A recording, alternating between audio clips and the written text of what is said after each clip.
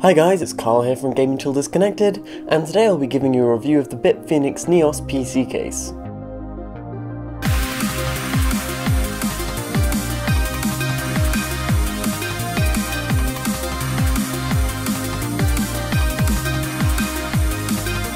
BitFenix produce a huge variety of cases to suit a wide range of PC makers and budgets. With a price tag of £30 to £40, the BitFenix Neos falls into the low budget spectrum. We got our hands on one to see what budget PC builders could expect if they ended up buying a Neos. Something which really sets the BitFenix Neos apart from your average budget case is its colour customizability. The main body comes in black and white, but for the front grille you can choose from a variety of colours. BitFenix were kind enough to send us a review sample with the classic GTD colours. The Neos should be able to fit into most spaces, whether on the desk or below it. Primarily the case is made out of metal, with the front-facing cover being made out of plastic with a thin perforated metal sheet. On the front are two 5.25-inch bay covers and two circular holes designed for fans. The entire front grille also has a thin layer of foam behind it, which serves to insulate the internal noises of the case, as well as acting as a dust filter.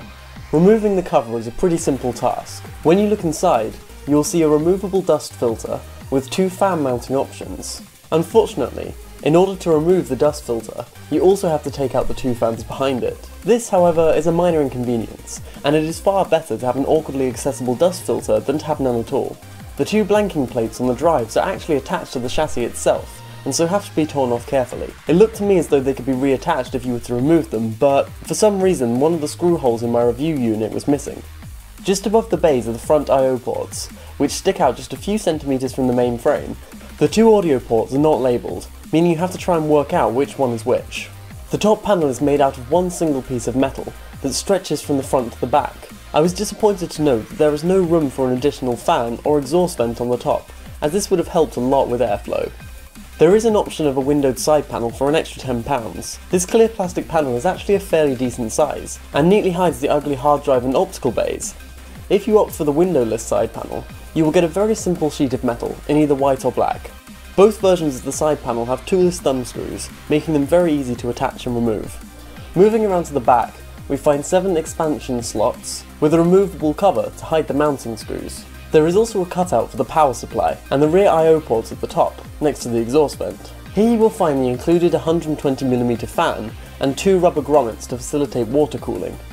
An important thing to note is that the blanking points of the expansion slots are stamped into the case, meaning once you remove them it's not possible to reattach, but BitFenix do provide one spare blanking plate. Finally, on the underside of the case, there are 4 feet that raise it off the ground to provide a decent amount of clearance. There is also a dust filter that covers the PSU exhaust vent towards the back. This dust filter, unlike the front one, features a small handle, so it's easily removable by simply sliding it. The interior matches the primary external body colour, not the custom one you decided on. It is able to accommodate ATX and micro ATX motherboard sizes, with built-in standoffs. You will also notice that there is a cutout towards the top of the case, behind where the CPU should lie, to facilitate easy mounting of the cooler backplate. This cutout, however, isn't nearly as big as it should be. It's not going to be an issue with 2011 socket motherboards, as they don't require the backplates for aftermarket coolers. If, however, you're using something like an 1150 or 1155 socket motherboard, you'll need to install the cooler before mounting the motherboard to the case. Those who want to use water coolers in their setup will have to be careful when choosing radiators. 120mm coolers will fit into the case, but 240mm ones definitely won't. It's also possible to fit air coolers, provided they don't exceed 160mm in height. Although air cooling is the cheaper option, I would definitely recommend a closed loop liquid cooler. Given that this is a small case, you'll want to leave as much empty space as possible to allow better airflow. The 2.5-inch drive cages are recessed into the frame to compensate for larger graphics cards. With a total 312mm of room, it is possible to use dual graphics, but it may be tricky if the cards are longer than 279mm. The optical bays are unfortunately riveted to the frame, so there is no way of removing them if they aren't actually being put to use. They feature toolless mounting options for 5.25-inch drives, making installation quick and easy. The drive cages, which sit underneath the optical drives, allow you to install up to 3 2.5-inch drives and 3 3.5-inch drives, although you do have the option to mount 2.5-inch drives in the 3.5-inch trays. There is no need for the usage of tools if you want to mount the 3.5-inch drive, but if you prefer to have your drive screwed down, BitFenix do give you that option. Another way that the BitFenix makes the most out of the limited amount of room it has is with cable management. There is enough space behind the motherboard to route some of your cables through it. In doing this, you will be able to improve airflow. Plus, if you're using a windowed side panel, it will make the interior look neater. An issue with this is that there is only around 1 cm of space between the motherboard and the side of the case, meaning it could be an issue for certain types of cables. There is also a cutout at the bottom of the case that allows for extra cable management. It becomes even more useful if you have a long power supply, as there will still be room to route your cables without messing up the insides of the case. The area for fitting the power supply unit also has standoffs, to allow for better airflow.